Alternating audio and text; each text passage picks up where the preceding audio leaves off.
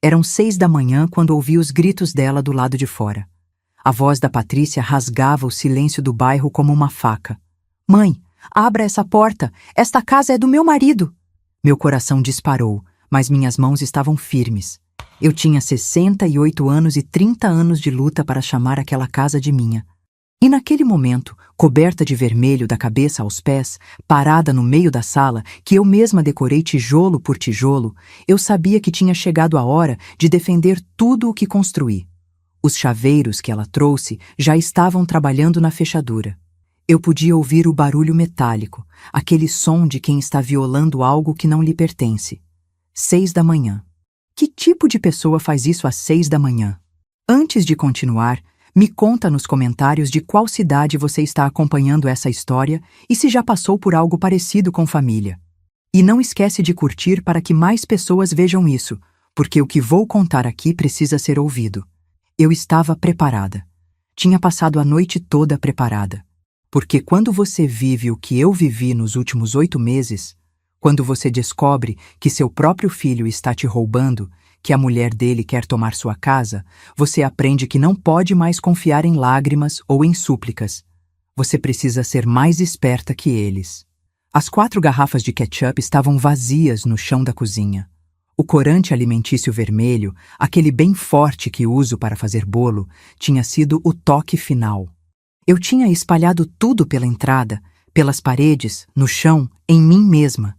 Parecia uma cena de crime. E era isso que eu queria que parecesse. Ela vai pagar por ter me expulsado da minha própria casa. Patrícia gritava para os chaveiros, e eu conseguia ouvir a voz enjoada dela mesmo através da porta. Minha própria casa. Ela tinha coragem de dizer isso.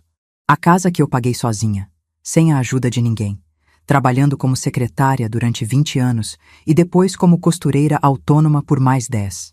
Cada centavo daquela casa saiu do meu suor. O barulho na fechadura ficou mais intenso. Eles estavam conseguindo. Respirei fundo e me posicionei exatamente onde tinha planejado. No meio da entrada, visível assim que a porta se abrisse, com o sangue escorrendo do meu rosto, dos meus braços, da minha roupa. Tinha até colocado um pouco no chão ao meu redor, como se eu tivesse caído ali. Meu Deus, como foi que cheguei até aqui? 8 meses atrás, quando o Elias apareceu na minha porta com aquela cara de cachorro abandonado e me pediu para ficar só uns dias, enquanto ele e a Patrícia organizavam a vida, eu nem pensei 2 vezes. Era meu filho. Meu único filho. Como uma mãe pode negar abrigo para seu filho? Só até a gente conseguir alugar um lugar melhor, mãe. A Patrícia está em transição de emprego e eu estou fechando uns negócios. Vai ser rapidinho. Rapidinho. Que piada amarga agora. Os dias viraram semanas, as semanas viraram meses. E, em transição de emprego, era mentira. A Patrícia nunca trabalhou na vida. E os negócios do Elias? Também mentira. Ele tinha sido demitido há 4 meses e não me contou. Ficava saindo todo dia de manhã, como se fosse trabalhar. Mas estava o tempo todo fazendo bicos mal pagos, ou simplesmente vagando por aí, com vergonha de admitir que tinha falhado de novo. De novo. Porque essa não era a primeira vez.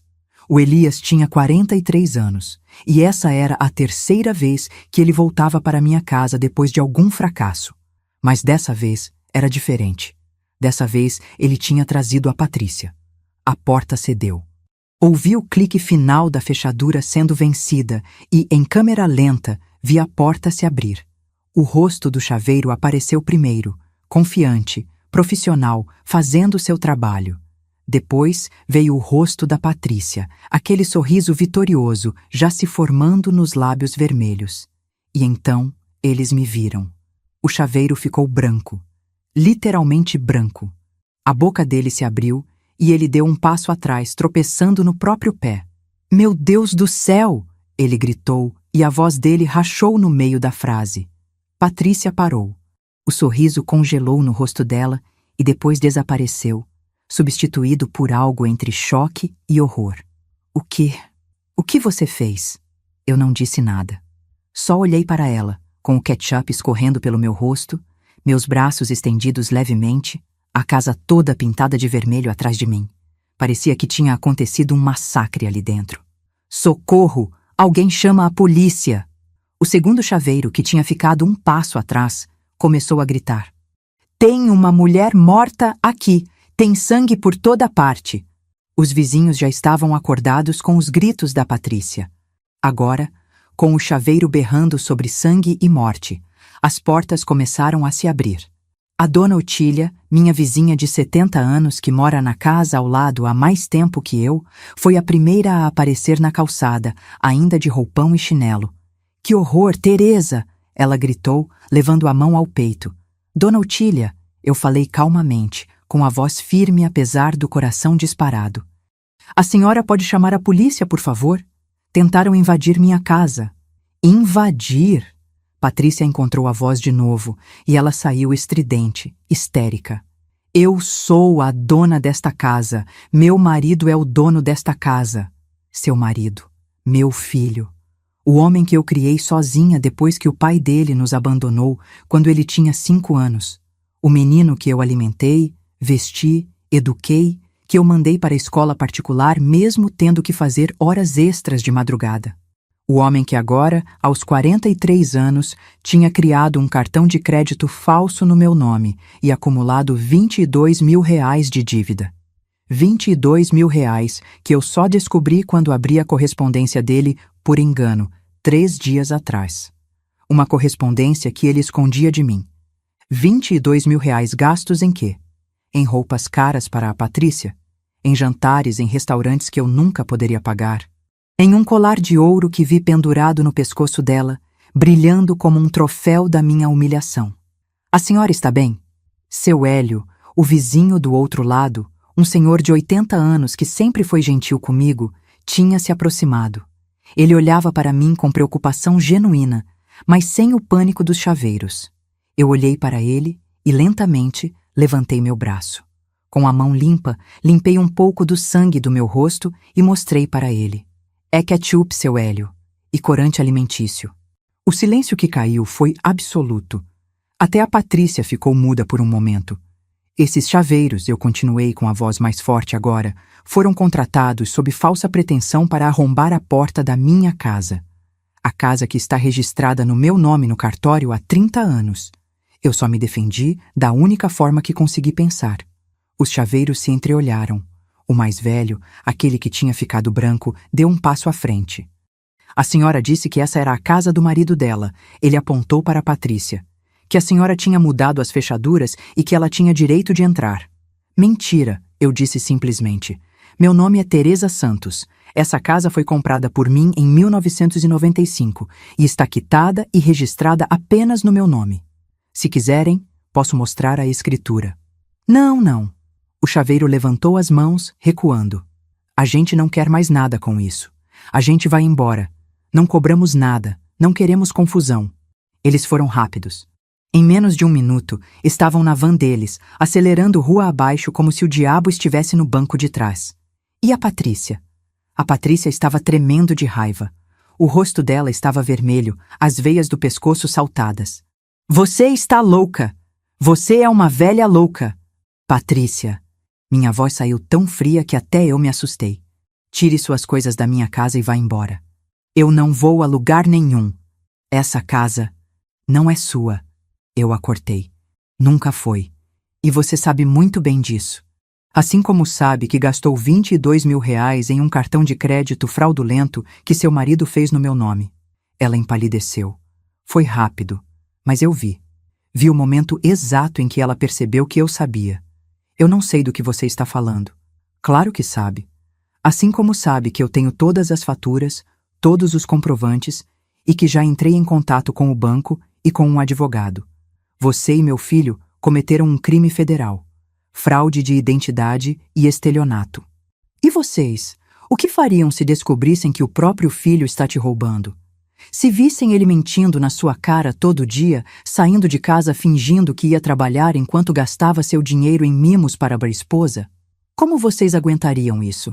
Porque eu aguentei durante 8 meses sem saber. 8 meses vendo minha casa ser tomada aos poucos. 8 meses assistindo a Patrícia jogar fora meus móveis porque eram velhos demais, substituir minhas cortinas porque não combinavam com o estilo dela, reclamar da minha comida porque não era saudável o suficiente. 8 meses sendo tratada como uma intrusa na minha própria casa. A dona Otília tinha voltado. A polícia está a caminho, Teresa. Obrigada, dona Otília. Patrícia olhou ao redor, vendo os vizinhos todos acordados, todos olhando para ela. Seu Hélio, dona Otília, o jovem casal do número 42, até a dona Lourdes, que nunca fala com ninguém, tinha saído para ver o que estava acontecendo. Vocês não entendem, Patrícia começou, com a voz mais suave agora, tentando parecer razoável. Ela está ficando senil. Ela não pode mais cuidar da casa sozinha. Ela precisa de ajuda. A gente só estava tentando ajudar. Senil? Seu Hélio soltou uma risada curta. Dona Teresa conversa comigo todo dia. Ela tem a cabeça mais boa que a minha. E olha que eu sou 10 anos mais velho. Essa história não cola não, moça. É verdade, dona Otília concordou. A Teresa cuida da casa dela melhor que muito jovem por aí. E outra coisa, a gente ouviu você gritando que ia arrombar a porta. Não foi ela que mudou a fechadura. Foi você que quis invadir. Eu podia ver a derrota se formando nos olhos da Patrícia. Mas ela ainda tinha um trunfo. Pelo menos achava que tinha. Eu vou ligar para o Elias, ela disse, pegando o celular com mãos trêmulas. Ele vai resolver isso. Ela discou. 1 vez, 2, 3. O telefone do meu filho chamava e ninguém atendia. Elias, atende, atende. Ela gritava para o telefone, mas ele não atendia, porque ele era covarde, sempre foi. Deixava a Patrícia fazer o trabalho sujo enquanto ele se escondia, fingindo que não sabia de nada. Mas eu sabia. Eu sempre soube. Uma mãe sempre sabe quando o filho está mentindo. O que eu não quis aceitar, durante todos esses meses, foi a extensão das mentiras. O carro da polícia virou a esquina. 2 policiais, um homem e uma mulher, saíram da viatura com aquela calma profissional que vem da experiência. Bom dia. Recebemos um chamado de tentativa de invasão, o policial disse, olhando ao redor, os olhos parando em mim e no ketchup que me cobria. Mas ele não pareceu chocado. Acho que depois de anos na rua, eles já viram de tudo. Sou eu quem fez o chamado. Dona Otília se adiantou. Vi essa moça, ela apontou para Patrícia, tentando arrombar a casa da minha vizinha às 6 da manhã. Ela trouxe chaveiros e tudo. Não foi arrombamento, Patrícia gritou. É a casa do meu marido, ela que nos expulsou ilegalmente. A policial, uma mulher de uns 40 anos com um olhar cansado, mas atento, se virou para mim. A senhora é a proprietária deste imóvel? Sou. Meu nome é Teresa Santos. Tenho a escritura registrada em cartório desde 1995. Pode mostrar? Posso. Só preciso me limpar um pouco primeiro. Eu gesticulei para o ketchup. Isso aqui foi a minha forma de me defender. Ela trouxe chaveiros para arrombar minha porta às 6 da manhã. Eu estava com medo e fiz uma cena para assustar os chaveiros e fazer os vizinhos acordarem. O policial olhou para mim com o que poderia jurar ser um lampejo de admiração. A senhora criou uma cena de crime falsa. Criei. Funcionou. Os chaveiros foram embora e os vizinhos ligaram para vocês. Ele trocou um olhar com a parceira e balançou a cabeça. Essa é nova. Entrei na casa e fui buscar a escritura. Estava no mesmo lugar de sempre, na gaveta da minha penteadeira, junto com a certidão de nascimento do Elias, o diploma dele do ensino médio, as fotos antigas. A escritura era velha, o papel já amarelado, mas as informações estavam claras. Proprietária única, Teresa Helena Santos, imóvel quitado, sem pendências. Quando voltei, já tinha limpado um pouco do rosto. Entreguei o documento para a policial, que examinou com cuidado. Está tudo em ordem, ela disse depois de 1 minuto. Virou-se para Patrícia. A senhora tem algum documento que comprove propriedade ou direito de residência? Meu marido, o filho dela, ele mora aqui há 8 meses. Isso não lhe dá direito de arrombar a porta, o policial disse. Se a proprietária pediu que saísse, a senhora precisa sair. Caso contrário, é invasão de propriedade. Mas as minhas coisas, minhas roupas... Suas coisas já estão empacotadas, eu disse calmamente. Estão ali na sala. Você pode levá-las agora. Eu tinha passado o dia anterior, depois de expulsá-los, empacotando tudo que pertencia a eles. Cada roupa, cada sapato, cada objeto. Coloquei tudo em caixas e malas, organizadamente, porque mesmo na minha raiva eu não consegui simplesmente jogar as coisas deles no quintal. Não era minha natureza. Patrícia me olhou com tanto ódio que cheguei a dar um passo atrás. Você vai se arrepender disso. O Elias é seu filho. Você está fazendo isso com seu próprio filho. Não, eu respondi, e minha voz não tremeu. Foi ele quem fez isso comigo, e você o ajudou. Agora pegue suas coisas e vá embora da minha casa. Levou 20 minutos. 20 minutos de silêncio tenso, enquanto ela arrastava as malas e caixas para fora, jogando tudo na calçada sem cuidado. Os policiais supervisionavam, garantindo que ela só levasse o que era dela. Quando terminou, ela chamou um táxi pelo celular. E o Elias? A policial me perguntou. Ele mora aqui? Morava, até ontem. Ele não está mais autorizado a entrar. Ela assentiu e fez algumas anotações. Se ele tentar forçar entrada, ligue para nós imediatamente. E quanto à fraude que a senhora mencionou, já entrei em contato com o banco e com um advogado. Tenho todas as provas. Vou processar. Procure a delegacia para registrar um boletim de ocorrência formal, ela disse, me entregando um cartão. Isso vai ajudar no seu caso. Quando o táxi da Patrícia finalmente saiu, levando ela e seu ódio para longe da minha rua, eu senti algo que não sentia há 8 meses. Alívio. Mas não era um alívio completo, porque ainda faltava uma coisa, uma pessoa, meu filho. E eu sabia que ele viria. Não hoje, talvez nem amanhã, mas ele viria. Porque no fundo, por baixo de todas as mentiras e da fraqueza, ele ainda era aquele menino de 5 anos que chorou no meu colo quando o pai foi embora. E essa parte de mim, a parte que ainda era mãe, estava partida em pedaços. Levei 3 horas para limpar todo o ketchup. 3 horas esfregando o chão, as paredes, a porta. Minhas mãos doíam. Meus joelhos reclamavam a cada movimento. Mas eu não parei. Precisava limpar. Precisava apagar aquele vermelho todo, aquela cena que eu mesma criei. Porque agora que a Patrícia tinha ido embora, agora que os vizinhos tinham voltado para suas casas e os policiais para suas viaturas, eu estava sozinha com o silêncio. E o silêncio era ensurdecedor. Quando terminei, já passava das 10 da manhã. Sentei no sofá da sala, aquele mesmo sofá que a Patrícia tinha chamado de velho e feio, e olhei ao redor. Minha casa de novo. Sem as roupas dela jogadas no encosto das cadeiras. Sem os sapatos caros dele espalhados pela entrada. Sem o som da televisão ligada no volume máximo, porque ela não conseguia ouvir no volume normal. Sem o cheiro daquele perfume enjoativo que ela usava e que impregnava tudo. Silêncio. Paz. E uma dor no peito que não tinha nome, porque ele era meu filho. Por mais que tivesse me roubado, por mais que tivesse mentido, por mais que tivesse trazido aquela mulher para dentro da minha casa e deixado ela me desrespeitar durante meses, ele ainda era meu filho. E essa é a parte que ninguém te conta sobre ser mãe. Que você pode estar furiosa, traída, destruída, mas ainda assim uma parte de você se pergunta se ele está bem, se está com fome, se tem onde dormir. Peguei o telefone. Olhei para o número dele na minha lista de contatos. Meu dedo pairou sobre o botão de chamada por longos segundos. Mas não liguei. Não podia. Porque se eu ligasse, se eu mostrasse fraqueza agora, tudo o que tinha feito teria sido em vão.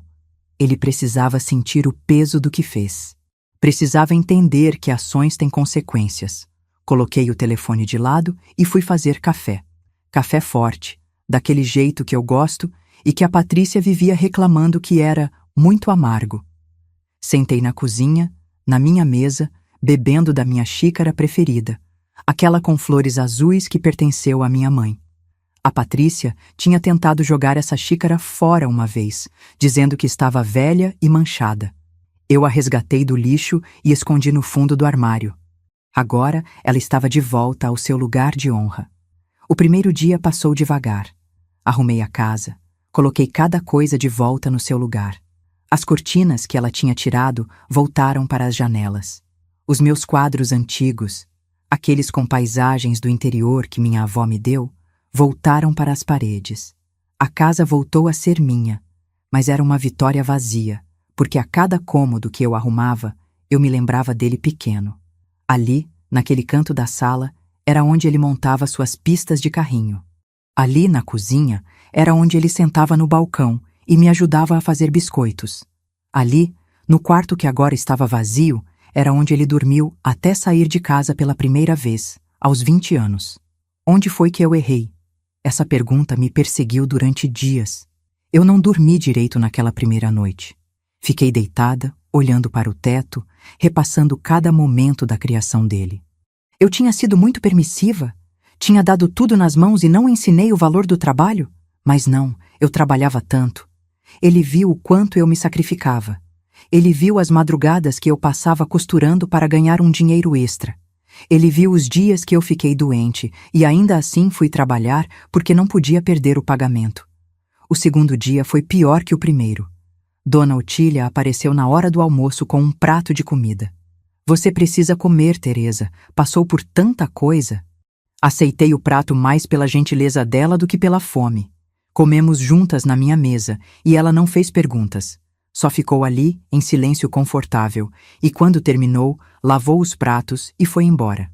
Qualquer coisa é só bater na porta, ela disse antes de sair. Seu Hélio também passou. Trouxe alguns legumes da horta dele. Sei que você gosta de fazer sopa, ele disse com aquele jeito tímido que ele tem. Pensei que pudesse usar. Eu agradeci e quando ele foi embora, chorei. Chorei porque essas pessoas, esses vizinhos que não eram minha família, estavam cuidando de mim mais do que meu próprio filho tinha cuidado. Chorei porque a gentileza deles doía de tão bonita. Chorei porque eu estava exausta. No terceiro dia, fui ao banco. Tinha marcado uma reunião com o gerente.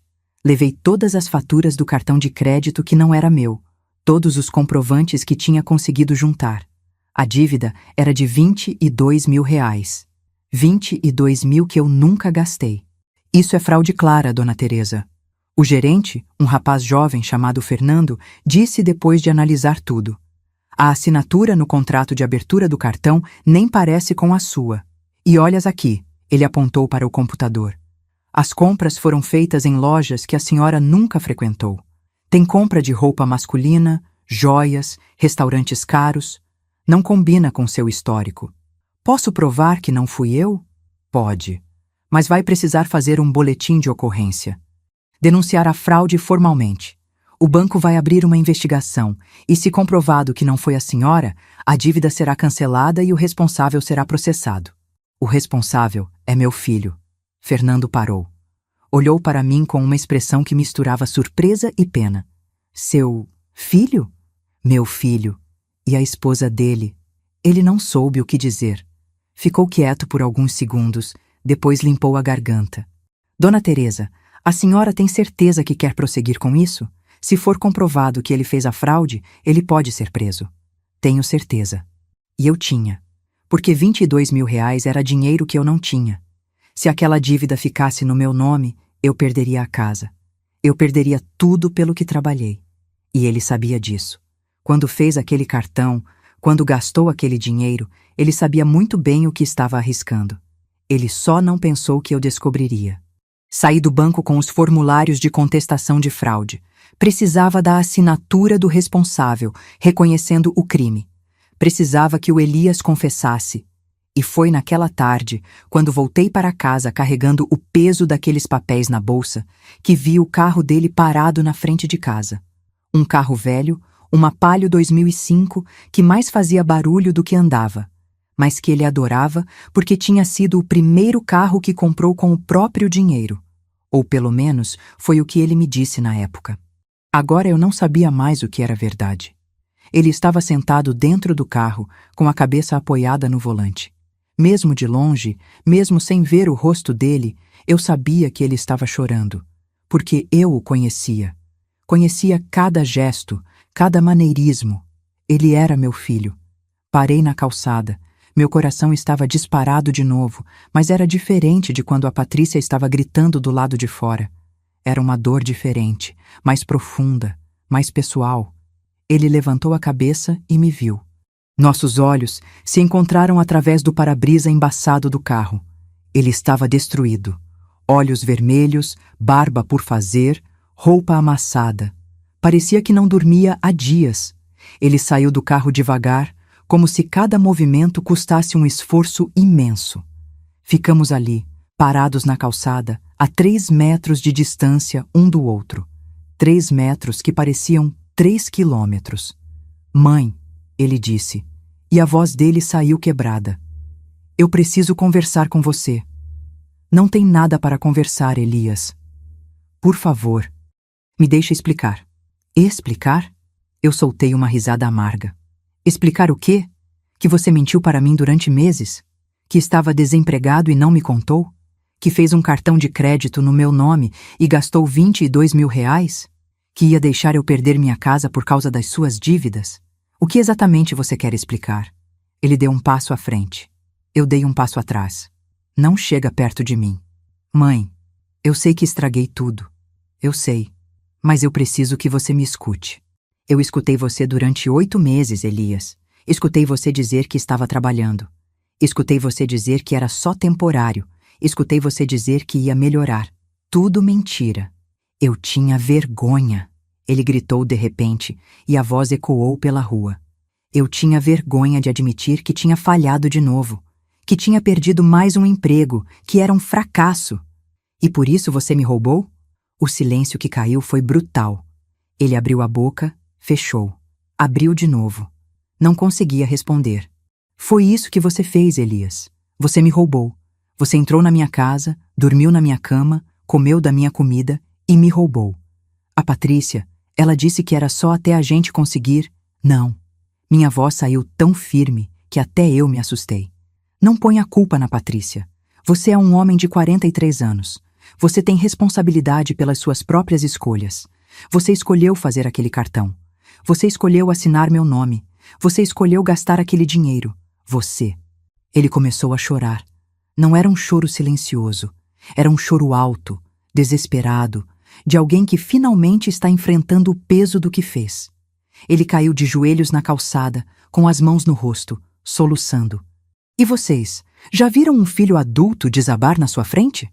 Já sentiram aquela vontade de correr e abraçar, de dizer que está tudo bem, que vai ficar tudo bem, enquanto ao mesmo tempo sua cabeça grita que nada está bem, que nada vai ficar bem se você continuar sendo complacente?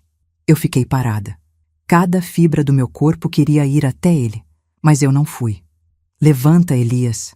Ele levantou a cabeça, o rosto molhado de lágrimas. Mãe, eu sinto tanto. Eu sinto tanto. Eu não queria fazer isso com você. Mas fez. Eu vou consertar. Eu juro. Eu vou trabalhar, vou pagar cada centavo, eu vou... Você vai assinar uma confissão. Eu o cortei. Tirei os papéis da bolsa e estendi para ele. Você vai assinar aqui, reconhecendo que foi você quem fez a fraude. Isso vai limpar meu nome no banco. E depois disso você vai ficar longe de mim. Ele olhou para os papéis, depois para mim. Se eu assinar isso, eu posso ser preso. Eu sei. Você vai me denunciar? Você me deu escolha? Se eu não limpar meu nome, eu perco a casa. Você sabe disso. Você sabia disso quando fez o cartão. Eu não pensei que ia chegar tão longe.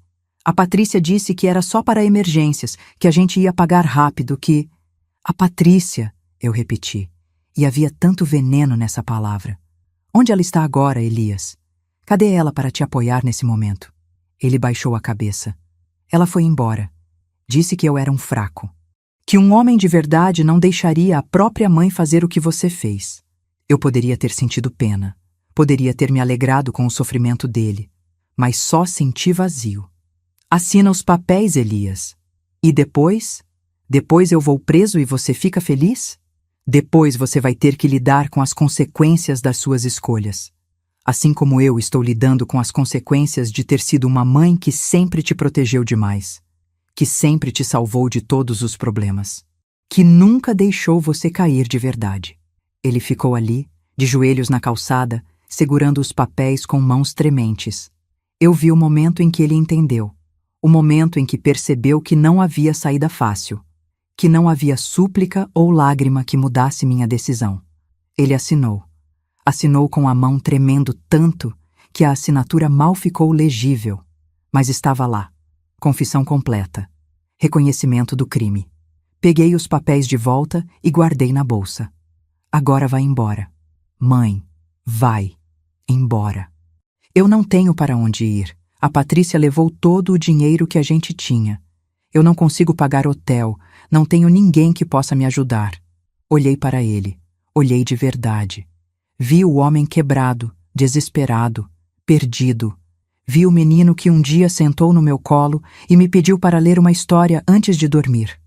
Vi as duas versões dele ao mesmo tempo, sobrepostas, e doeu tanto que pensei que meu coração ia partir no meio. Entrei em casa. Ele ficou lá fora, pensando que eu tinha o abandonado completamente. Talvez devesse ter feito isso. Mas eu voltei com R$ 1.000 em dinheiro que eu tinha guardado para emergências, e coloquei na mão dele. Isso é um empréstimo, não é um presente. Você vai me devolver cada centavo com juros. E não é para você voltar aqui. É para você alugar um lugar barato, procurar um emprego e começar a consertar a bagunça que fez da sua vida. Ele olhou para o dinheiro, depois para mim. Eu não mereço isso. Não, não merece. Mas eu ainda sou sua mãe e ainda tenho esperança, por menor que seja, de que você vai aprender algo com isso. Eu vou aprender, mãe. Eu juro.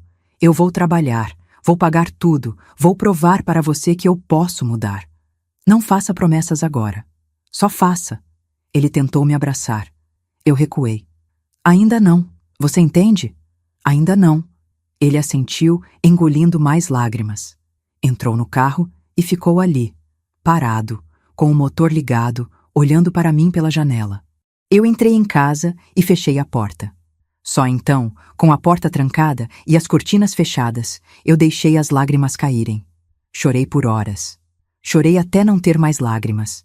Chorei pela mãe que fui, pelo filho que ele era, pela relação que tínhamos perdido em algum lugar ao longo desses anos. Chorei porque tinha feito a coisa certa e a coisa certa doía demais. Mas mesmo através da dor, eu sabia. Tinha sido necessário. A semana que seguiu foi estranha, vazia. A casa estava silenciosa demais. Eu me pegava fazendo café para 2 pessoas e lembrando que estava sozinha. Pegava o telefone para perguntar se ele queria jantar e lembrava que ele não estava mais aqui. Velhos hábitos custam a morrer. Fui à delegacia e registrei o boletim de ocorrência. Entreguei a confissão assinada. A delegada, uma mulher séria de uns 50 anos, olhou para os papéis e depois para mim. A senhora tem certeza disso, dona Teresa? Uma vez que abrir o processo, não tem mais volta. Seu filho pode enfrentar de 2 a 5 anos de prisão. Eu sei. E mesmo assim a senhora quer continuar? Respirei fundo. Eu não tenho escolha. Se eu não fizer isso, a dívida fica no meu nome. E eu perco tudo. Ela assentiu com compreensão. Acontece mais do que a senhora imagina. Familiares cometendo fraude. É uma das coisas mais tristes que vemos aqui.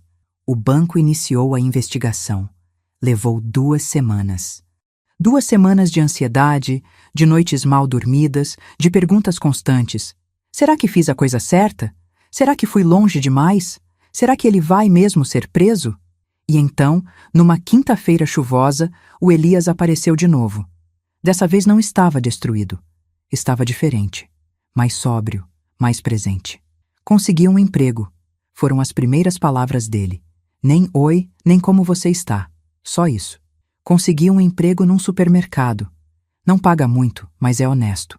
Eu estava na porta, com a mão na maçaneta, sem saber se devia deixá-lo entrar ou não. Que bom, eu disse, e era sincero. Queria que ele conseguisse. Queria acreditar. Vim trazer os primeiros R$ 100, dos 1.000 que você me emprestou. Ele estendeu uma nota de 100, amassada e manchada. Era óbvio que ele tinha segurado aquilo com cuidado, como se fosse a coisa mais importante do mundo. Peguei a nota. Obrigada. E eu queria te contar uma coisa. Algo que você precisa saber. Algo na voz dele me fez gelar. O quê? Ele olhou para os lados, depois para mim. Posso entrar? Só 5 minutos. Hesitei, mas havia algo diferente nele. Algo que me fez abrir a porta. Sentamos na sala. Ele não relaxou no sofá como costumava fazer. Ficou na ponta, tenso, com as mãos entrelaçadas. Mãe, o cartão de crédito não foi a única coisa. Meu estômago se revirou. O que você quer dizer? A Patrícia e eu, a gente tinha um plano. Ele não conseguia me olhar nos olhos. A gente ia esperar você ficar mais velha, mais frágil, e então a gente ia dizer que você não conseguia mais cuidar de si mesma, que precisava ir para um asilo, e a gente ia ficar com a casa. O mundo parou. Literalmente parou. Eu conseguia ouvir meu próprio coração batendo, cada batida um trovão nos meus ouvidos. Vocês iam me tirar da minha casa? Era o plano da Patrícia. Mas mãe, eu fui junto. Eu concordei. Eu sou tão culpado quanto ela. Por quanto tempo? Por quanto tempo vocês planejaram isso? Desde que a gente se mudou para cá. 8 meses. 8 meses. 8 meses vivendo sob o meu teto, comendo da minha comida, usando minha água e luz, e o tempo todo planejando me tirar de tudo. Planejando me colocar num asilo e roubar minha casa.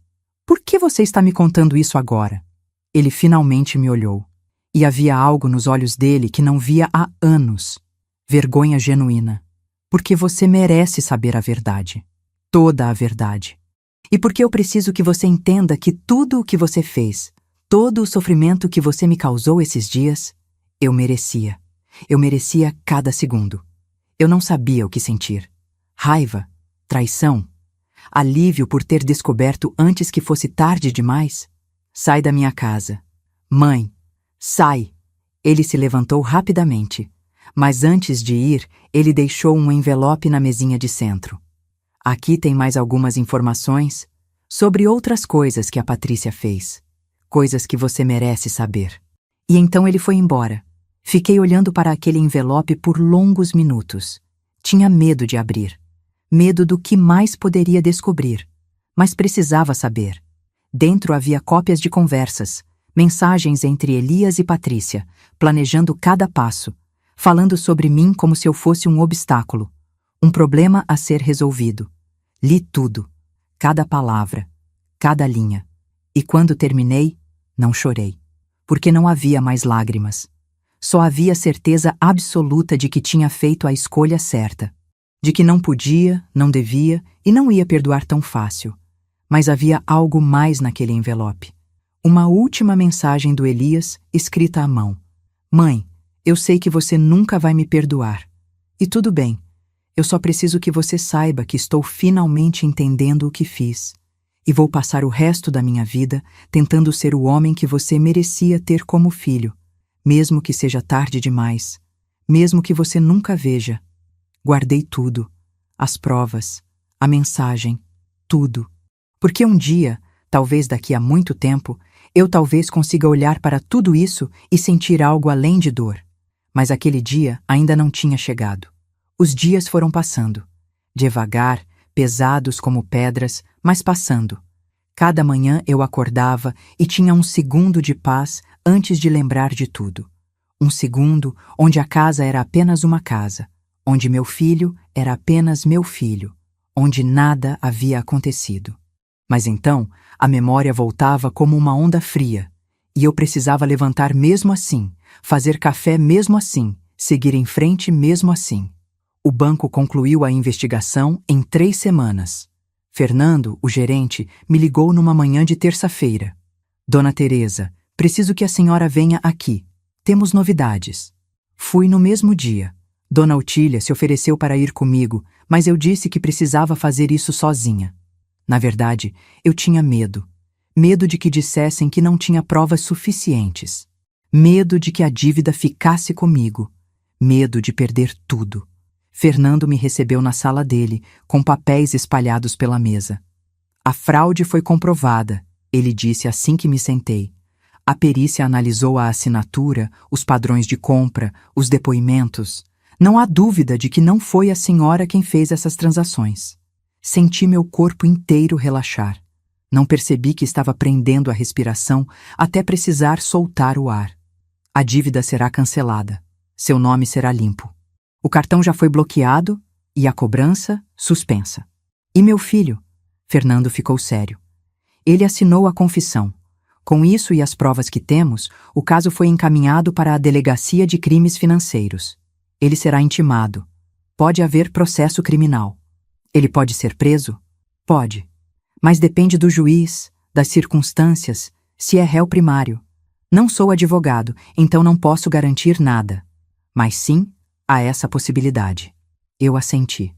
Não sabia como me sentir. Aliviada? Culpada? As duas coisas ao mesmo tempo? Dona Teresa. Fernando se inclinou para a frente. Sei que não é da minha conta, mas... A senhora fez a coisa certa. Muitas pessoas nessa situação ficam caladas. Deixam os filhos, os netos, quem for, destruírem sua vida financeira porque têm medo de parecerem más. A senhora foi corajosa. Corajosa. Será que era isso? Ou eu era apenas uma mãe que tinha chegado ao limite? Uma mulher cansada que não tinha mais nada a perder? Obrigada, Fernando. Saí do banco com a sensação de estar flutuando. Livre. Finalmente livre. A dívida não era minha. Meu nome estava limpo. Mas o preço dessa liberdade tinha sido alto demais. 2 semanas depois, Elias apareceu de novo. Dessa vez trazendo R$ 200. Do empréstimo, ele disse, ficando na porta. Eu ainda não o deixava entrar. Consegui fazer algumas horas extras. Peguei o dinheiro. Ele estava mais magro. Tinha cortes no rosto da barba que tinha tentado fazer sozinho. As roupas estavam limpas, mas velhas e gastas. Ele não parecia o mesmo homem que tinha morado comigo 8 meses atrás. Como você está? Perguntei, e me surpreendi com a minha própria pergunta. Morando num quarto alugado. É pequeno, mas é limpo. Trabalho das 6 da manhã às 3 da tarde no supermercado.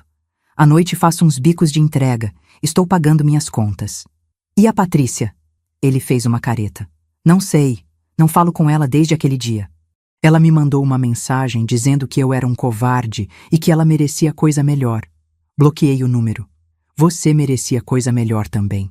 Ele me olhou surpreso. Mãe, não estou dizendo que perdoei você. Ainda não. Mas aquela mulher te transformou em alguém pior do que você é. Não estou tirando sua culpa. Você fez escolhas terríveis, mas ela te empurrou. Eu sei. E eu fui fraco demais para resistir. Ficamos em silêncio. Um silêncio desconfortável, cheio de coisas não ditas. Recebi uma intimação, ele disse finalmente. Do Ministério Público. Vou ter que ir numa audiência. Eu sei. Você vai estar lá? Não sei. Ele assentiu, engoliu seco. Tudo bem. Eu entendo. Só queria que você soubesse que eu não estou fugindo disso. Eu vou enfrentar. Vou assumir a responsabilidade. Era o mínimo que você podia fazer. Eu sei.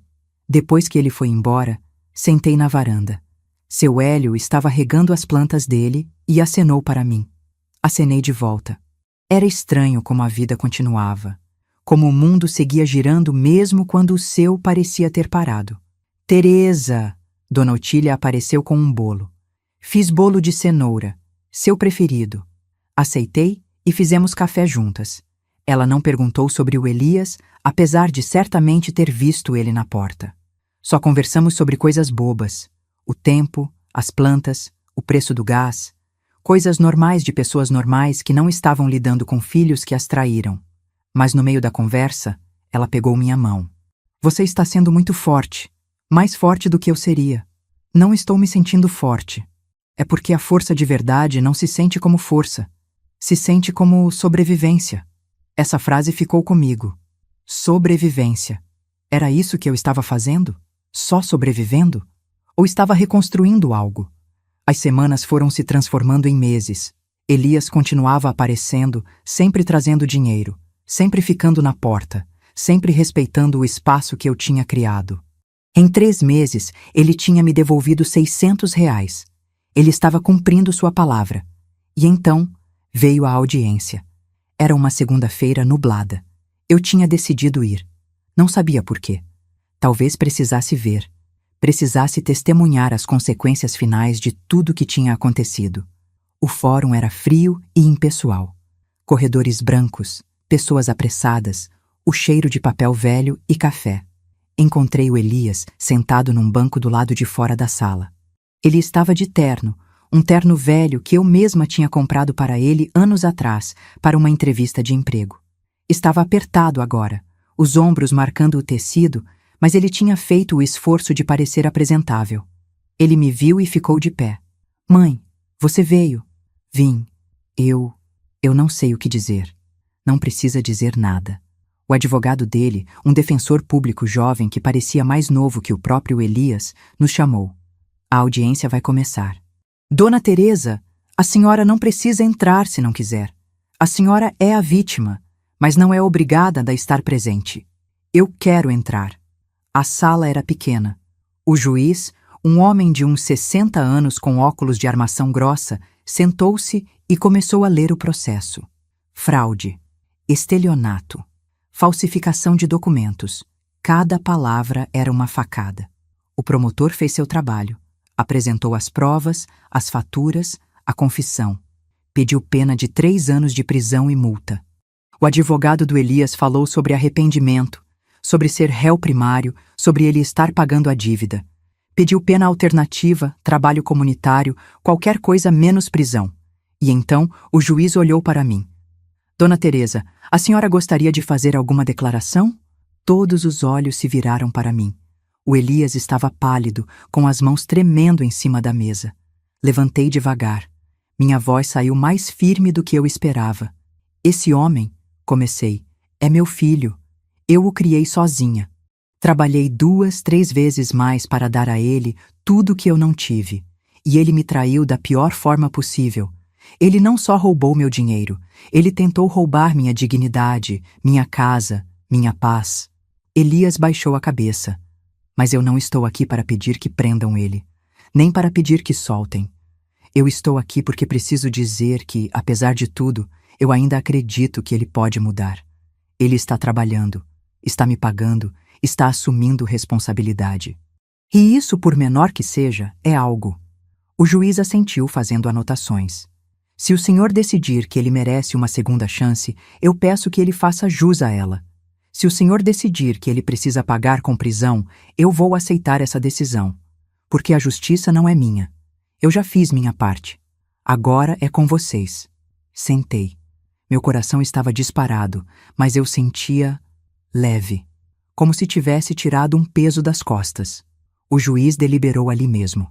Considerando que o réu confessou, está pagando o prejuízo, é réu primário e a vítima não se opõe a uma pena alternativa, condeno Elias Santos a 2 anos de prestação de serviços comunitários, pagamento de multa e proibição de abrir crédito em nome próprio ou de terceiros por 5 anos.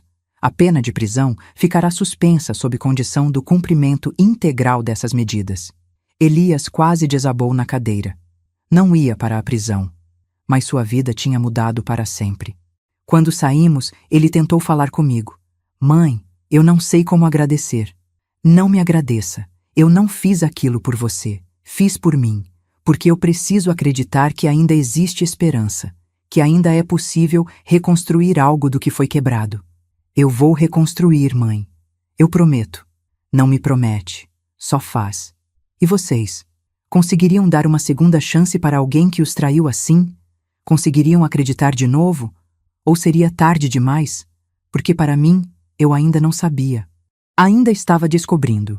Os meses continuaram passando. Elias me pagou integralmente em 6 meses, R$ 1.000, centavo por centavo. Ele trabalhava tanto que eu ficava preocupada que ele fosse adoecer. Mas ele continuava. Teimoso, determinado. E começou a mudar outras coisas. Fez um curso online de logística. Foi promovido no supermercado para supervisor. Começou a economizar para alugar um apartamento de verdade, não só um quarto. A cada 15 dias, ele aparecia na minha porta. Não para pedir nada. Não para cobrar perdão. Só para me dar notícias. Me contar sobre o trabalho, sobre os cursos, sobre os pequenos sucessos. E eu ouvia. No começo, da porta mesmo. Depois comecei a deixar ele entrar na varanda. Nunca dentro de casa. A varanda era o limite. Um dia, ele trouxe uma planta. Lembra que você sempre quis ter uma roseira? Achei essa num sebo. Não é muito bonita agora, mas se cuidar bem, dizem que floresce. Aceitei a planta. Era pequena, com apenas alguns galhos tortos, mas tinha potencial. Obrigada. Mãe, eu sei que ainda tenho muito que provar. Eu sei que você ainda não confia em mim, e eu entendo, mas eu queria te dizer que eu estou orgulhoso de você. Olhei para ele surpresa. Você me ensinou a lição mais importante da minha vida, que amor não significa aceitar tudo, que cuidar de alguém às vezes significa deixar eles caírem para que aprendam a se levantar sozinhos. Você foi a mãe mais forte que eu poderia ter, e eu fui um filho terrível, mas estou tentando ser melhor. Senti as lágrimas virem. Lutei contra elas, mas era inútil. Eu também estou tentando, admiti. Tentando perdoar, tentando esquecer, mas é difícil. Eu sei, e não vou apressar você. Vou estar aqui, cada semana, cada mês, cada ano que for necessário. Vou estar aqui provando que mudei. Depois que ele foi embora, plantei a roseira no jardim, na frente da casa, onde eu pudesse ver todo dia. Regava todo dia, cuidava, esperava. As flores não vieram rápido, levou 3 meses. Mas um dia, uma manhã de domingo, eu vi. Uma pequena rosa vermelha tinha desabrochado, frágil, mas ali, viva. Tirei uma foto e mandei para o Elias. Ele respondeu em segundos. Viu? Disse que era possível. Sorriam pela primeira vez em meses. A casa estava diferente agora. Não era mais apenas minha fortaleza. Era meu santuário de novo. Eu tinha colocado flores novas, pintado as paredes, trocado algumas mobílias. Não porque a Patrícia tinha sugerido, mas porque eu queria. Porque era meu espaço. Seu Hélio começou a vir tomar café comigo às sextas. Dona Otília e eu viramos parceiras de caminhada matinal. A vizinha do número 42, Jéssica, uma moça jovem que tinha acabado de ter bebê, começou a pedir conselhos para mim. A senhora criou um filho sozinha, né? Como fez? E eu compartilhava o que tinha aprendido. Os acertos e principalmente os erros. Um dia, 4 meses depois da audiência, recebi um envelope pelo correio. Dentro, uma carta. Mãe, sei que você disse para eu não fazer promessas, só fazer. Então é isso que estou fazendo, mas preciso colocar algumas coisas no papel porque não sou bom falando cara a cara. Consegui alugar um apartamento de 1 quarto na Zona Leste. É pequeno, mas é meu. Pago do meu trabalho. Fui promovido de novo, agora sou coordenador de turno. Terminei o curso de logística e comecei outro de administração. Mas o mais importante, estou fazendo terapia. Comecei há 2 meses e está me ajudando a entender muita coisa. Sobre mim, sobre minhas escolhas, sobre por que sempre fugi das responsabilidades. O terapeuta me fez escrever uma lista de tudo o que fiz de errado com você. Foi a coisa mais difícil que já fiz. A lista tem 3 páginas. 3 páginas, mãe. E cada linha me fez chorar. Não estou te escrevendo para pedir perdão, só para te dizer que estou finalmente crescendo. Com 43 anos, mas crescendo, você me salvou. Naquele dia em que me expulsou, quando armou aquela cena com o ketchup, quando me forçou a assinar a confissão, você me salvou de mim mesmo. E eu sou eternamente grato. Estou plantando minha própria roseira aqui. Comprei uma muda no mercado. Todo dia eu olho para ela e penso em você. Penso em recomeçar. Um dia, se você permitir, gostaria de te mostrar meu apartamento. Gostaria de fazer um jantar para você. Nada elegante, só macarrão com molho e salada, mas feito com amor, sem pressão. Só quando e se você quiser, com amor e arrependimento, Elias. Guardei a carta. Li de novo no dia seguinte. E no outro. E no outro. E numa quinta-feira, 3 semanas depois, peguei o telefone e liguei para ele. Alô? Elias, sou eu. Silêncio. Então, mãe, sobre aquele jantar, que dia você está livre? Ouvi ele engasgar. Você quer vir? Quero. Mãe, Sério? Mesmo? Sério, mas tem condições. Nada de conversas pesadas, nada de pedidos de desculpa. Só um jantar. Uma conversa normal, como 2 pessoas que estão tentando se reconhecer. Sim, claro. Pode ser sábado? Pode. No sábado vesti minha roupa boa. Dona Otília me ajudou com o cabelo. Você está fazendo a coisa certa, ela disse segurando minha mão. Estou fazendo a coisa possível, corrigi. Não sei se é certa. O apartamento dele era realmente pequeno. 1 quarto e sala, cozinha minúscula, banheiro que mal cabia uma pessoa. Mas estava limpo, organizado. Havia um livro sobre administração na mesinha de centro. Conta de luz paga em cima da geladeira. Foto minha na estante, uma foto antiga de quando ele tinha 10 anos e me abraçava depois da apresentação da escola. Bem-vindo à minha casa, ele disse, e havia orgulho genuíno na voz. Jantamos macarrão com molho de tomate e salada. Não era a melhor comida do mundo, mas estava feita com cuidado, com atenção. Conversamos sobre coisas simples, o trabalho dele, meu jardim, as notícias, como duas pessoas normais, e era estranho, mas bom. Na hora de ir embora, ele me acompanhou até o ponto de ônibus. Obrigado por ter vindo. Obrigada pelo convite. Posso te abraçar? Hesitei, mas então assenti. Foi um abraço rápido, cuidadoso, como se ambos tivéssemos medo de quebrar algo frágil que estava se reconstruindo. Até mais, mãe. Até mais, filho. E no ônibus voltando, olhando pela janela para a cidade noturna, eu pensei, talvez não seja sobre perdoar completamente. Talvez seja sobre aprender a conviver com o que foi quebrado enquanto se constrói algo novo. A roseira no meu jardim tinha 5 flores agora, pequenas, delicadas, mas crescendo. E eu também estava crescendo, de um jeito que nunca imaginei que precisasse. 6 meses depois daquele primeiro jantar, minha vida tinha se tornado algo que eu nunca imaginei. Não era a vida de antes, aquela ingenuidade de achar que família era perfeita só porque compartilhava sangue. Mas também não era mais aquela dor aguda, aquela ferida aberta que sangrava a cada lembrança. Era algo novo, algo que eu estava aprendendo a nomear. Era uma manhã de sábado quando meu telefone tocou. Elias, claro. Ele me ligava toda semana agora, sempre no mesmo horário, 9 da manhã, depois que terminava o turno da noite no supermercado. Mãe, bom dia. Bom dia, filho. Filho. Eu tinha voltado a chamá-lo assim. Não aconteceu de uma hora para outra. Foi gradual, como tudo nesse processo. Um dia a palavra simplesmente saiu, natural, e nenhum de nós comentou. Mas eu sei que ele percebeu, porque sua voz ficou mais suave depois disso. Você está livre hoje à tarde? Estou, por quê? Queria te mostrar uma coisa, pode ser? Havia entusiasmo na voz dele. O tipo de entusiasmo que eu não ouvia desde que ele era criança e tinha ganhado aquela bicicleta vermelha de aniversário. Pode. Que horas? 3 da tarde? Eu te busco. Ele tinha comprado um carro. Não era novo. Era um Gol 2010 que ele tinha economizado durante meses para comprar à vista. Quando me mostrou pela primeira vez, as mãos dele tremiam de orgulho. É meu, mãe.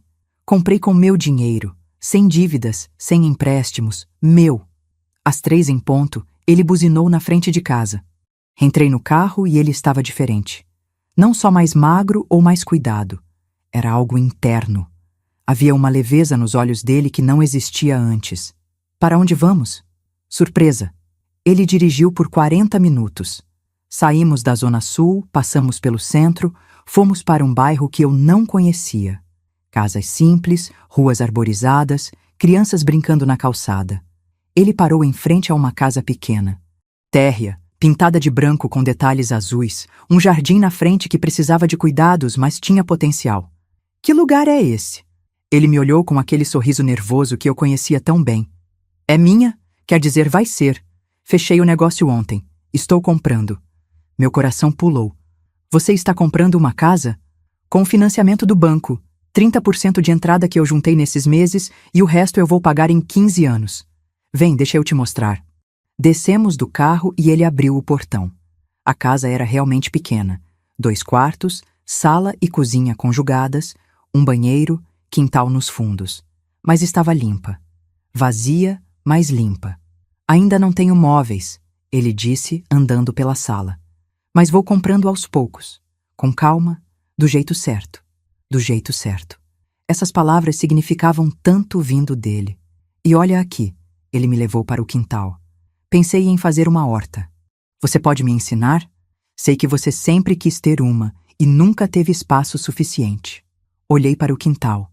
Era grande o suficiente para a horta, para flores, para a vida. Seria ótimo, eu disse, e minha voz saiu embargada. Sentamos nos degraus da varanda dos fundos. O sol da tarde batia morno, gostoso. Havia um silêncio confortável entre nós. O tipo de silêncio que só existe entre pessoas que se conhecem profundamente. Mãe, ele disse depois de um tempo, eu sei que ainda tenho muito que compensar. Sei que o que fiz não tem volta. Mas quero que você saiba que cada dia, cada conquista, cada coisa boa que acontece agora, eu penso em você. Penso em como você me salvou quando se recusou a me salvar. Virei para olhá-lo. Como assim? A vida toda você me salvou. Toda vez que eu falhava, você estava lá para aparar minha queda. E eu me acostumei com isso. Me acomodei.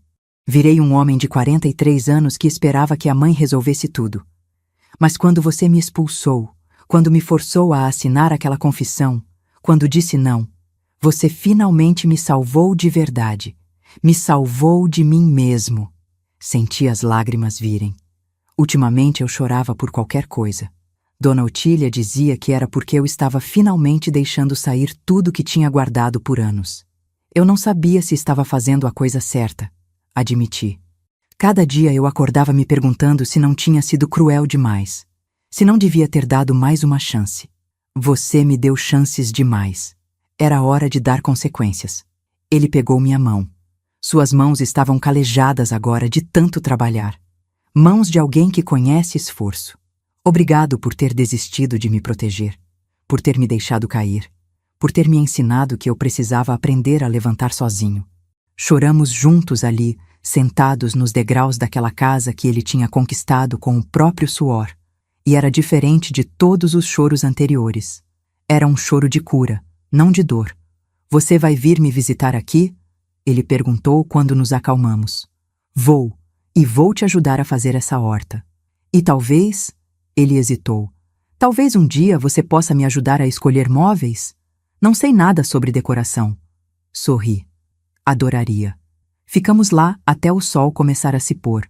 Ele me contou sobre os planos para a casa, sobre a promoção que tinha recebido no trabalho, sobre o curso de administração que estava terminando. Falava com paixão, com objetivo, com direção. Era um homem diferente do que tinha entrado na minha casa 8 meses atrás. Quando me levou de volta para casa, já era noite. Ele desceu do carro para me acompanhar até a porta, como sempre fazia. Mãe, ele disse antes de eu entrar. Posso te fazer uma pergunta? Pode. Você me perdoou? A pergunta ficou suspensa no ar entre nós. Eu podia sentir o peso dela, a importância dela para ele. Estou no processo de perdoar. Respondi honestamente. Alguns dias é mais fácil que outros. Alguns dias eu ainda sinto raiva. Alguns dias eu ainda lembro de tudo e dói. Mas a maioria dos dias agora eu consigo ver você como você é hoje, não como você foi. E isso é um começo. Ele assentiu, engolindo as lágrimas. É mais do que eu mereço. Não é sobre merecer, Elias. É sobre crescer. Ambos. Depois que ele foi embora, entrei em casa e fui direto para o jardim. A roseira estava enorme agora, cheia de botões e flores. Eu cuidava dela religiosamente e ela retribuía com beleza. Seu Hélio estava na varanda dele, como sempre nesse horário. Acenei e ele veio até a cerca que separava nossos quintais. Boa noite, Teresa. Vi o rapaz te trazendo. Como foi? Ele comprou uma casa. Sério? Que maravilha! Ele está bem, realmente bem. Seu Hélio sorriu. E você? Como está? Pensei na pergunta. Como eu estava? Estava ferida ainda? Sim. Estava curada? Não completamente. Mas estava caminhando. Estava crescendo. Estou encontrando minha paz, respondi. É tudo que podemos pedir dessa vida maluca. Naquela noite, antes de dormir, escrevi no meu diário. Tinha começado a escrever depois de tudo o que aconteceu. A terapeuta que comecei a ver, sim, eu também estava fazendo terapia, tinha sugerido. Disse que ajudaria a processar. Hoje o Elias me mostrou a casa dele. A casa que ele comprou com o próprio trabalho. E eu senti orgulho. Não achei que sentiria de novo, mas senti. Ele está se tornando o homem que sempre quis que ele fosse. E eu estou me tornando a mulher que preciso ser. Alguém que ama, mas com limites. Alguém que cuida, mas não sufoca. Alguém que perdoa, mas não esquece. A casa continua sendo minha fortaleza. Mas agora ela também é meu lugar de paz, não só de defesa. E isso muda tudo. As semanas seguintes trouxeram uma rotina nova. Sábados, eu ia até a casa do Elias e trabalhávamos juntos no quintal. Ele cavava, eu plantava. Fizemos canteiros de alface, tomate, pimentão, plantamos flores nas bordas. Ele trabalhava duro e eu ensinava tudo o que sabia. Dona Otília às vezes ia junto. Ela adorava dar palpites sobre onde plantar o quê. Alface precisa de sombra parcial, menino. Não põe no sol direto. Era bonito ver a casa dele ganhando vida. Aos poucos, ele comprava móveis. Uma mesa de segunda mão que ele mesmo lixou e pintou. Um sofá simples, mas confortável. Quadros baratos, mas escolhidos com cuidado. Cada objeto tinha história, tinha suor, tinha significado. Um dia, 3 meses depois que ele me mostrou a casa, ele me ligou. Mãe, posso te fazer um pedido? Pode. Queria fazer um almoço. Para você, para Dona Otília, para seu Hélio, para as pessoas que ficaram do meu lado mesmo quando eu não merecia. Você acha que eles viriam? Acho que sim. No domingo seguinte, estávamos todos lá. Eu, Dona Otília, seu Hélio, Jéssica do número 42 com o bebê. Elias tinha feito churrasco, arroz, salada com legumes da horta que plantamos juntos. Vê-lo ali, cercado de pessoas, rindo, servindo comida, perguntando se estava tudo bom, foi como ver um estranho e meu filho ao mesmo tempo. O menino que ele foi estava ali, nos gestos, no sorriso. Mas o homem que ele estava se tornando era novo. Um brinde. Seu Hélio levantou o copo de refrigerante. Ao recomeço, ao trabalho honesto, à família que escolhemos, não só a que nascemos. Brindamos. E naquele momento, naquela casa pequena com quintal cheio de vida, cercada por pessoas que me apoiaram nos momentos mais escuros, eu entendi algo fundamental. Família não é sobre nunca errar. É sobre como você lida com os erros quando eles acontecem. Elias errou. Gravemente. De formas que quase nos destruíram. Mas ele também escolheu mudar. Escolheu assumir responsabilidade. Escolheu crescer mesmo quando doía. E eu escolhi me proteger. Escolhi estabelecer limites. Mas também escolhi deixar a porta entreaberta para a possibilidade de reconstrução. Não foi fraqueza. Foi sabedoria. Depois do almoço, Elias me chamou para dentro de casa. No quarto que ele estava usando como escritório, havia uma mesa pequena com papéis espalhados. Queria te mostrar uma coisa. Era um plano. Um plano detalhado com planilhas, cálculos, datas. Estou me preparando para abrir minha própria empresa. Pequena, só eu no começo. Consultoria em logística. O professor do curso disse que tenho talento para isso. Sério? Sério. E olha aqui, ele apontou para uma linha na planilha. Calculei tudo. Vou continuar no supermercado por mais 1 ano, economizar, fazer mais cursos, e então vou tentar, do jeito certo, sem atalhos, sem dívidas que não posso pagar. Olhei para aquelas planilhas, para aquele planejamento cuidadoso e vi décadas de lições finalmente sendo aprendidas. Estou orgulhosa de você. As palavras saíram antes que eu pudesse pensar, mas eram verdadeiras. Ele me olhou, os olhos brilhando. Sério? Sério. Do homem que você está se tornando, do esforço que está fazendo, de cada escolha certa que faz todo dia. Ele me abraçou. E dessa vez eu não hesitei. Abracei de volta, forte, apertado. Não era o mesmo abraço de antes. Era melhor. Porque era baseado em verdade, não em ilusão. Os meses continuaram passando. A rotina se estabeleceu. Ele trabalhava, estudava, cuidava da casa. Eu cuidava da minha vida, dos meus vizinhos, do meu jardim. Nos encontrávamos toda semana, às vezes na casa dele, às vezes na minha. Mas sempre com respeito, sempre com os limites que estabelecemos. Ele nunca mais tentou me manipular. Nunca mais mentiu, nem sobre coisas pequenas. Quando tinha dificuldades financeiras, me contava, mas não pedia ajuda. Só compartilhava, como adultos fazem. E eu aprendi a não me sentir culpada por não correr para resolver seus problemas. Aprendi que deixá-lo lutar era a maior forma de amor que eu podia oferecer. 1 ano depois da manhã do ketchup, sim, a gente começou a chamar assim, a manhã do ketchup. Estávamos sentados na varanda da minha casa. Minha casa, que continuava sendo minha fortaleza, meu refúgio, mas que agora também era um lugar de alegria. Mãe, posso te perguntar uma coisa?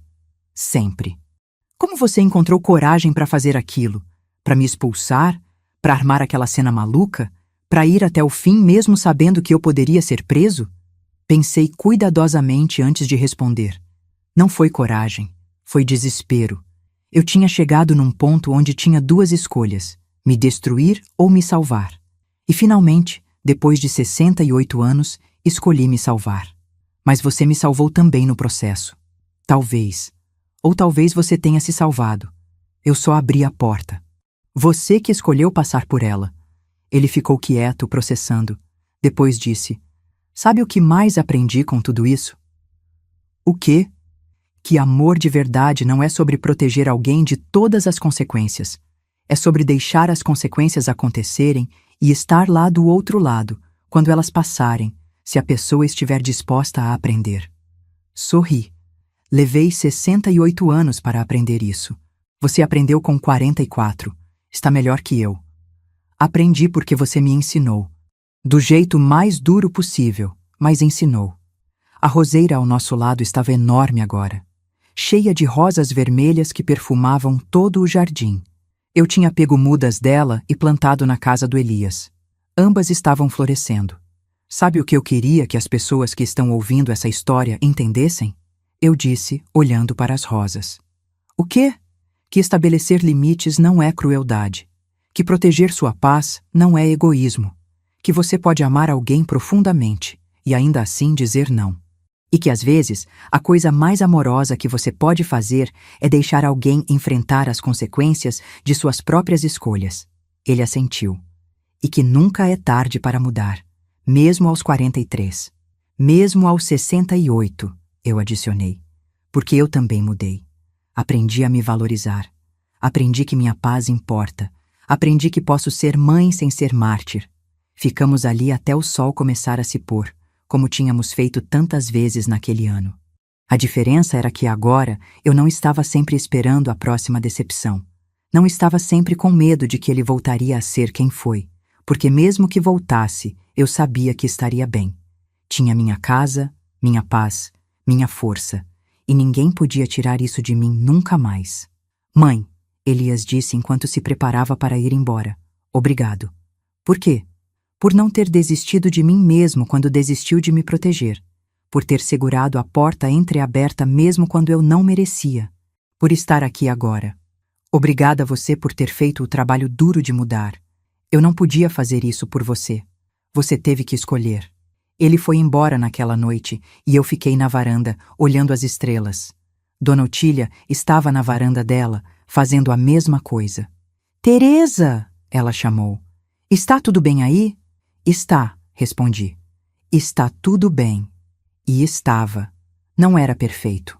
Ainda havia dias difíceis. Ainda havia memórias que doíam. Ainda havia momentos em que a raiva voltava. Mas, no geral, estava bem. Minha casa continuava sendo minha. Minha paz continuava sendo minha. E meu filho, finalmente, estava aprendendo a ser dele mesmo. Entrei em casa e fui para o quarto. Na penteadeira, ao lado da escritura da casa que tinha defendido com unhas e dentes, havia uma foto nova. Eu e Elias no quintal da casa dele, com as mãos sujas de terra, sorrindo para a câmera. Dona Otília tinha tirado. Peguei a foto e sorri.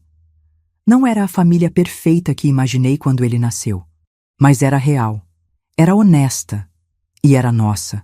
Antes de dormir, pensei em tudo que tinha acontecido.